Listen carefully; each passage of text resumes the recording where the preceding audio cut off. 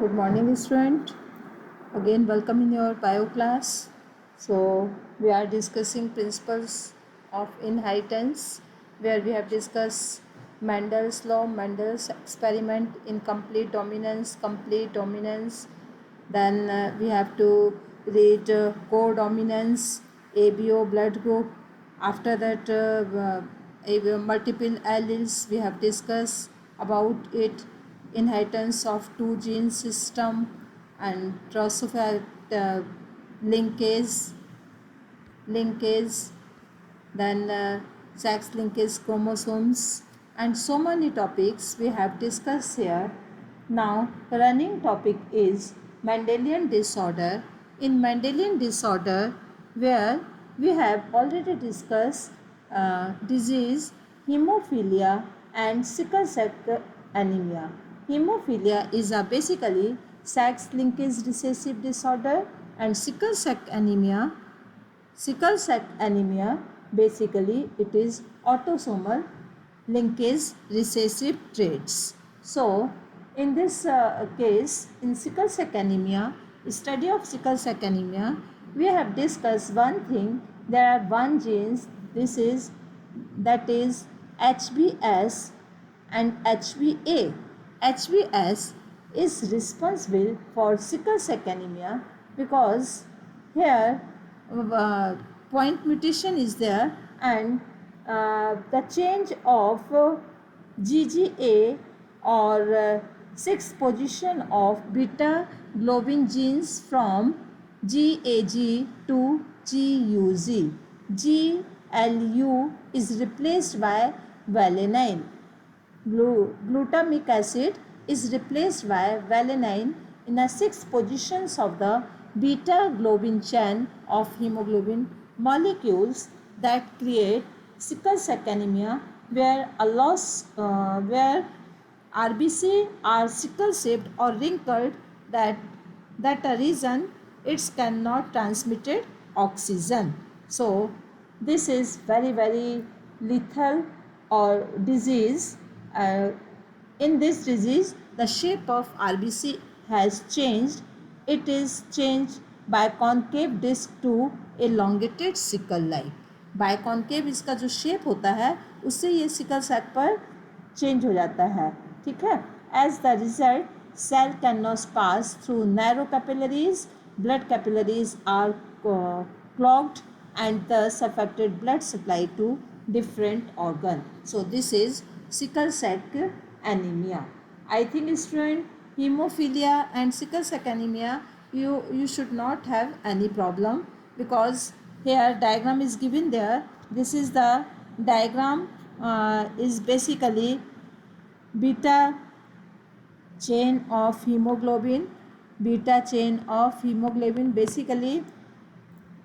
Basically यहाँ पर point mutation को शो कर रहा है, जिसमें ये वाला जो है इसकी जगह पर वैलेनाइन आ जाता है. ये एक प्रोटीन है, क्या है, एक अमीनो एसिड है, उसकी जगह पर GLU की जगह पर VAL आ जाता है सिक्स पोजीशन पे. बाकी 1 2 3 4 5 सेम है, 1 2 3 4 5 सेम है और 7 भी सेम है. तो ये एक जो पॉइंट म्यूटेशन है ये अफेक्ट करता है RBC के शेप को, और RBC का शेप जब चेंज हो जाएगा तो ऑक्सीजन कैरी करने में ये ऑक्सीजन कैरी नहीं कर पाएगा, और जो ब्लड कैपिलरीज हैं वो क्लॉग्ड हो जाएंगी. ठीक है. जिससे ब्लड सप्लाई डिफरेंट ऑर्गन्स में जो ब्लड सप्लाई जाती है वो अफेक्टेड हो जाएगी और वो पूरी तरीके से ख़त्म हो जाएगी. This is sickle cell anaemia. So I think we have discussed two disease, hemophilia. Second one is sickle cell anemia. It is autosome linked recessive traits, or this is sex linked recessive traits. So there are two disease given there. Mendelian disorder. Now second one is phenyl ketonuria. क्या कहेंगे इसको? Phenyl ketonuria. Phenyl ketonuria inborn disease है, मतलब ये children's को चाहे of springs को birth के समय से ही स्टार्ट हो जाती है. It is inborn error of metabolism और ये मेटाबॉलिज्म एरर है, बॉडी में जो मेटाबॉलिज्म होती है उसमें डिफ़ॉल्ट है। It also inherited by the autosomal recessive traits, ये भी ऑटोसोमल रिसेसिव ट्रेट्स हैं। तो ऑटोसोमल, एक आपने पढ़ा है अभी autosomal sex linkage recessive disorder, second आपने पढ़ा है ऑटोसोमल लिंक्ड रिसेसिव ट्रेट्स। ये भी क्या है, ऑटोसोमल रिसेसिव ट्रेट्स है। ये लिंक्ड रिसेसिव ट्रेट्स है, मतलब ऑटोसोम्स में लिंक्ड जीन्स के थ्रू हो रही है, और फिनाइल कीटोन्यूरिया ऑटोसोम्स का रिसेसिव ट्रेट्स है, मतलब इसमें लिंक्ड जीन्स नहीं होते हैं। लिंक्ड जीन्स और नॉर्मल जीन्स में डिफरेंस है बेटा। Linked genes when two genes are और सम जीन्स आर लिंक्ड, बहुत पास पास होते हैं, और नॉर्मल जीन्स में नॉर्मल जीन्स होते हैं, वो लिंक्ड नहीं होते हैं। Clear student? तो दोनों में डिफरेंस है, सिकल सेल एनीमिया और phenyl ketonuria. Phenyl ketonuria basically it is inborn error of metabolism and it is also inherited as a autosomal recessive traits. Clear student? Unaffected individuals lack an enzymes that converted amino acids phenylalanine into the tyrosine. मतलब body में एक normal process होती है जिसमें phenyl जो phenyl एलाइंस जो है वो टायरोसाइन में चेंज होता है नॉर्मल प्रोसेस में। बट फिनाइल कीटोन्यूरिया डिजीज़ से जो सफ़रर पर्सन है, specially inborn child, new borns, उसमें क्या होता है, ये एक ऐसा एंजाइम्स नहीं होता है जो इस प्रोसेस को कंप्लीट कर पाए। The enzymes, lack of enzymes that convert amino acid phenylalanine into the tyrosine, जो अमीनो एसिड्स को टायरोसिन में कन्वर्ट कर दे। तो ये एक एंजाइमेटिक प्रोसेस है, और वो एंजाइम्स इसमें एब्सेंट होता है in case of phenylketonuria. As a result of phenylalanine is accumulated and convert into the phenyl pyruvic acid.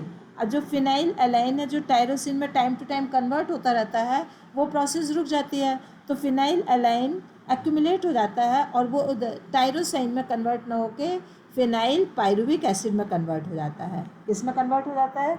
Phenyl pyruvic acid. अब फिनाइल पायरुविक एसिड और उसके डेरिवेटिव्स फॉर्म कर लेता है। This is accumulated in these in brain, और वो brain में collect होते जाते हैं, result in the mental retardation, और मेंटल रिटार्डेशन की प्रोसेस हो जाती है।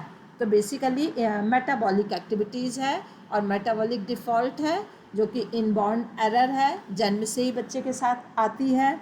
ठीक है, बेसिकली ये सेक्स लिंकेज डिजीज़ नहीं है, it is autosomal recessive traits है। ये ऑटोसोमल रिसेसिव ट्रेट्स में एक अमीनो एसिड से दूसरा अमीनो एसिड्स फॉर्म होना चाहिए, मीन्स फिनाइल एलाइन से टायरोसिन फॉर्म होना चाहिए, बट वो फिनाइल एलाइन से टायरोसिन फॉर्म ना होके फिनाइल पायरुविक एसिड फॉर्म हो जाता है, और ये फिनाइल पायरुविक एसिड ब्रेन में इकट्ठा हो जाता है, जिससे मेंटल रिटार्डेशन की प्रोसेस आ जाती है। ठीक है, phenyl align is extracted through urine, और ये फिनाइल एलाइन जो है यूरिन के थ्रू क्या होता रहता है, पास आउट होता रहता है, जिससे कि किडनी का एब्जॉर्प्शन भी बहुत पुअर हो जाता है और किडनी भी धीरे धीरे अफेक्टेड होने लगती है। तो this is the symptoms of phenyl ketonuria. I think student, I hope you understood this one. Any doubts you can ask me in examination portal, जब आप एग्जाम्स में आंसर लिखते हो और कोई चीज़ आपको समझ में नहीं आती तो नोट करके आप लिख सकते हो उसमें। ठीक है, तो वो हम किसी वीडियोज़ में फिर आपको एक्सप्लेन कर देंगे।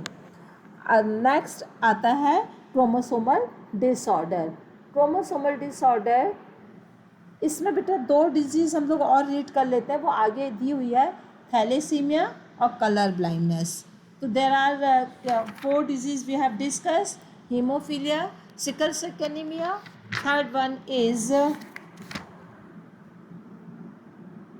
Phenyl ketonuria, fourth one is thalassemia, or fifth one is color blindness. Thalassemia is a autosomal linked recessive traits. Autosomal linked recessive traits. तो thalassemia और sickle cell anemia near about same disease है, ये भी autosomal linked recessive traits है, और ये भी autosomal link recessive traits हैं। सिकल सेल एनीमिया और थैलीसीमिया। थैलीसीमिया में बेसिकली क्या होता है, it is occur due to mutation और deletion resulting in reduction rate of synthesis of one globin chain of hemoglobin। इसमें ऐसा म्यूटेशन होता है कि हीमोग्लोबिन की जो ग्लोबिन चेन है हीमोग्लोबिन की, वो धीरे धीरे उसका बनना कम हो जाता है, रिड्यूस हो जाता है। एनीमिया, इसमें थैलेसीमिया में बेसिकली एनीमिया की प्रॉब्लम हो जाती है। थैलेसीमिया को दो पार्ट में डिवाइड किया है। फर्स्ट है alpha thalassaemia, second beta thalassaemia. Alpha thalassaemia में production of alpha globin chain is affected. दो चेन फॉर्म होती हैं, अल्फ़ा ग्लोबिन और बीटा ग्लोबिन। अल्फ़ा थैलेसीमिया में अल्फ़ा ग्लोबिन चेन अफेक्टेड होती है, ठीक है। और बीटा थैलेसीमिया में बीटा ग्लोबिन सेल चेन जो है अफेक्टेड होती है, जिसके कारण एकदम म्यूटेशन हो जाता है और ठीक है HBI जीन से म्यूटेशन हो जाता है और थैलेसीमिया की प्रॉब्लम हो जाती है। तो थैलेसीमिया बेसिकली एक प्रकार से थैलेसीमिया और sickle cell anaemia related diseases है, ठीक है। सिकल सेल में आपने रीड किया हुआ है HBA और HBS, ठीक है। बेसिकली इसमें पॉइंट म्यूटेशन है सिकल सेल एनीमिया, और thalassaemia it is autosomal linked recessive traits and mutation and deletions हो जाता है। म्यूटेशन भी हो सकता है, डिलीशन भी हो सकता है, जिससे कि रेट जो है अल्फ़ा ग्लोबिन चैन या बीटा ग्लोबिन चैन उसका सिंथेसिस रिड्यूस हो जाता है ड्यू टू एनीमिया। अब आता है कलर ब्लाइंडनेस। तो third one thalassaemia we have discuss already.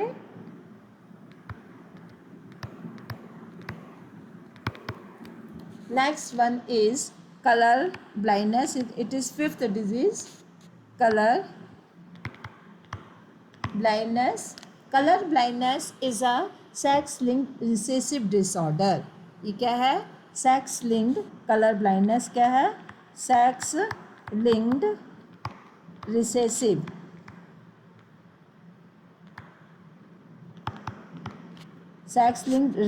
है कलर ब्लाइंडनेस। सेकेंड इसका कैरेक्टरिस्टिक विच है, it is defect in red either green colour of eyes. ये रेड कलर और ग्रीन कलर को में डिफेक्ट हो जाता है आइज में, resulting the failure to discriminate between the red and green colour. और रेड और ग्रीन कलर को वो आइडेंटिफाइड नहीं कर पाती eyes. Gene for colour blindness is present in X chromosomes. इसका जो कलर ब्लाइंडनेस का जो जीन है वो हमेशा एक्स क्रोमोसोम्स पे होता है। That's a reason it is called as sex linked recessive disorder. Fourth, it is observe more in male because of presence of one chromosomes. Male में ज़्यादा होता है क्योंकि ये सिर्फ इसमें एक ही एक्स क्रोमोसोम्स होता है, ठीक है। और फीमेल में 2 एक्स क्रोमोसोम्स होते हैं। तो मेल में ये तकरीबन 8% मेल में आता है और फीमेल में 0.4% फीमेल में आता है। तो फीमेल हमेशा कैरियर होती है बट मेल हमेशा अफेक्टेड होते हैं। तो this is the colour blindness. अब कलर ब्लाइंडनेस का पेडिग्री एनालिसिस, किसी भी डिजीज़ का पेडिग्री एनालिसिस हम उन सिंबल के थ्रू उसको सॉल्व कर सकते हैं। Chromosomal disorder. क्रोमोसोमल डिसऑर्डर क्या है? Chromosomal disorder is cause due to the excess, absence और एबनॉर्मल अरेंजमेंट ऑफ वन और मोर क्रोमोसोम्स। या तो एक्सेस हो जाए या कुछ डिलीट हो जाए या एबनॉर्मल अरेंजमेंट हो जाए।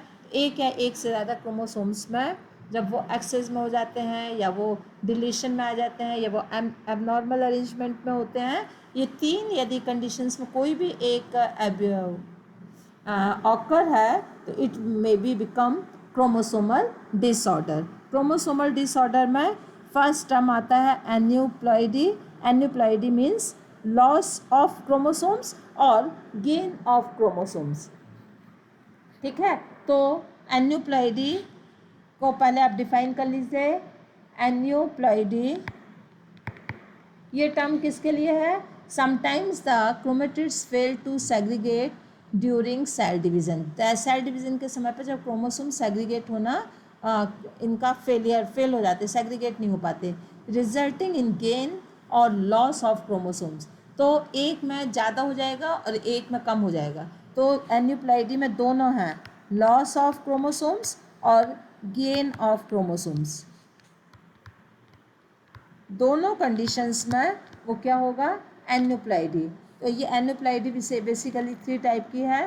फर्स्ट इज ट्राइसोमी, इसमें एक आ जाता है trisomy, additional copy of 1 chromosomes, एक क्रोमोसोम ज़्यादा हो जाता है तो 2n+1 हो जाता है ट्राइसोमी।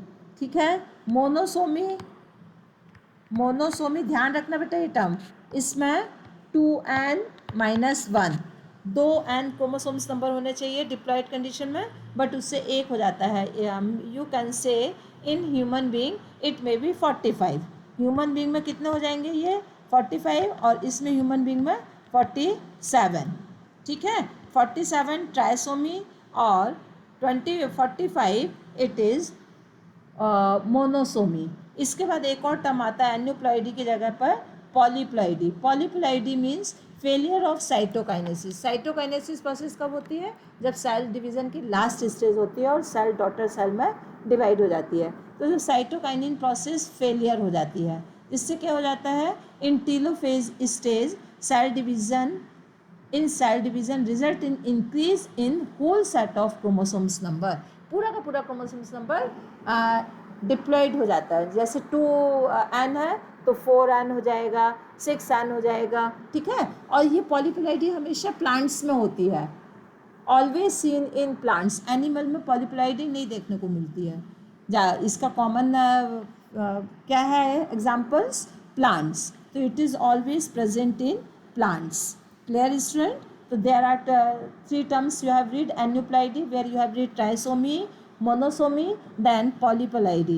polyploidy में आपने लिखा है कि पूरा का पूरा क्रोमोसोम्स नंबर जो है उसका पूरा का पूरा क्या हो जाता है, डबल हो जाता है, इट इज़ पॉलीप्लॉइडी। ठीक है, तो दिस इज क्रोमोसोमल डिसऑर्डर में बेटा ये सब पूरा पूरा क्रोमोसोम्स चेंज हो रहा है। क्लियर? अब आता है इसमें down syndrome, it is also chromosomal disorder and there is additional copy of chromosomes number 21। इसमें पॉलीप्लॉइडी है बेटा, पॉलीप्लॉइडी का down syndrome it is examples of trisomy. किसका एग्जाम्पल है ये, ट्राइसोमी का। क्रोमोसोम्स नंबर 2n+1 हो जाते हैं। ठीक है, लेकिन डाउन सिंड्रोम में सिर्फ 21 वाला क्रोमोसोम्स नंबर जो है, क्रोमोसोम्स नंबर 21, ये क्या हो जाता है, एक इंक्रीज हो जाता है। ठीक है, तो ट्राइसोमी इसको क्या कहेंगे, trisomy in chromosomes number 21। Down syndrome के लिए क्या डेफिनेशंस लिखोगे, there is examples of trisomy where 21 chromosomes number become increase 1, और वो एक 1 होके कितना हो जाता है 20, ये क्या है 21। तो 21 क्रोमोसोम्स नंबर एक एक्स्ट्रा हो जाता है और पूरा टोटल क्रोमोसोम्स का नंबर 2n+1 होगा। जो डाउन सिंड्रोम है basically short stretchers with a small round head, partially open mouth with protruding furrowed tongue, palm is broad with characteristic palm crease, physical, psychomotor and mental development retarded। अब आता है एक क्लाइनफिटर syndrome. Klinefelter syndrome monosomy का examples है। यहाँ पर just minute बेटा, ये टर्नर सिंड्रोम है। Klinefelter syndrome it is also examples of trisomy. किसका है ये, ट्राइसोमी का, where additional copy of X chromosomes की एक एडिशनल कॉपी हो जाती है क्लाइनफिटर में। तो 47 क्रोमोसोम्स होते हैं बट XXY। ठीक है, 2 तो X आ ही जाते हैं, एक X बढ़ जाता है और Y। तो ये देखने में बेसिकली इसका कैरियोटाइप कितना हो जाएगा, कैरियोटाइप 44 तो ऑलरेडी है ही, प्लस XX है ही और उसमें Y और ऐड हो गया, तो 44, 45, 46, 47, टोटल कितने हो गए? 47। ठीक है। अब इसकी स्पेशलिटी क्या होती है क्लाइन, ये भी क्या है? ट्राइसोमी का एग्जाम्पल्स है। किसका? ट्राइसोमी का। इसमें क्या होता है? Sex of the individual is masculine but process फेमिलाइन। इसमें पर्सन तो देखने में फीमेल मेल जैसे ही होता है, बट उसमें मस्कुलाइन फीमेल नेचर भी होता है, फेमिनाइन नेचर होता है। ठीक है। सेकंड, इसमें development of breast also, poor beard growth. ठीक है। कुछ कुछ बियर्ड ग्रोथ भी होती है एंड ऑफन स्टराइल होते हैं। फेमिनाइन पिंच्ड वॉइस, फेमिनाइन जैसी वॉइस होती है, they are sterile and tall, they are sterile, मतलब इनमें फर्टिलिटी नहीं होती। फिर आता है Turner syndrome.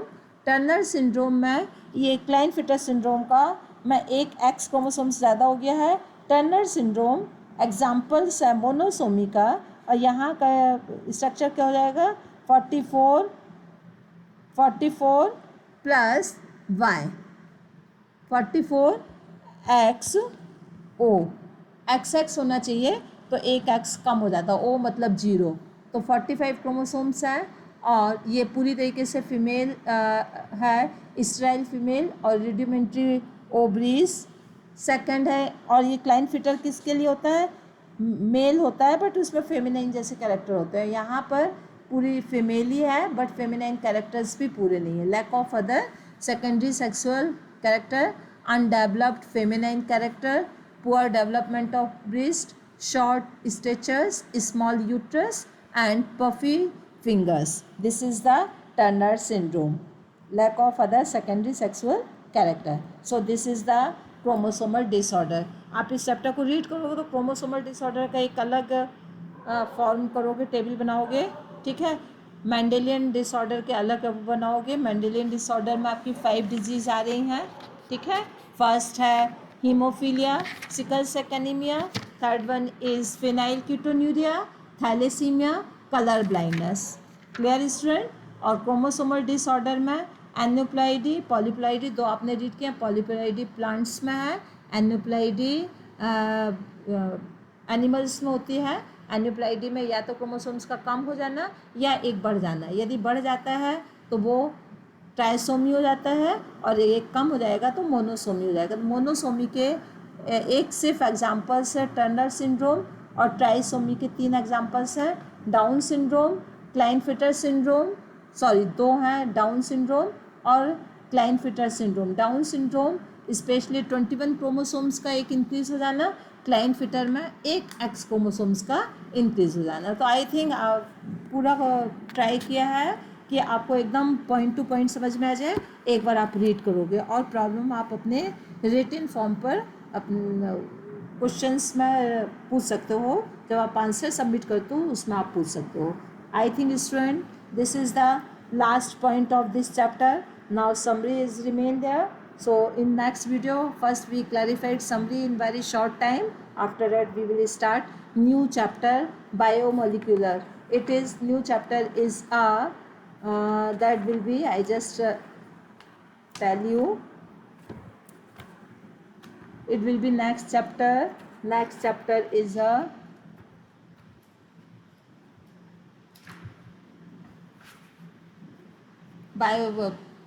Biomolecular. Just minute, chapters का नेम मैं आपको बता रही हूँ.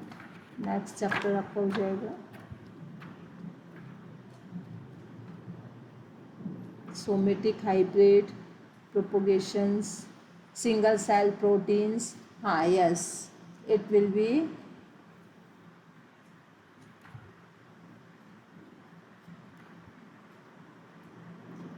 okay student. This is principle of inheritance में molecular basis of inheritance. I just forget its name. Molecular basis of inheritance. Thank you student. Have a nice day.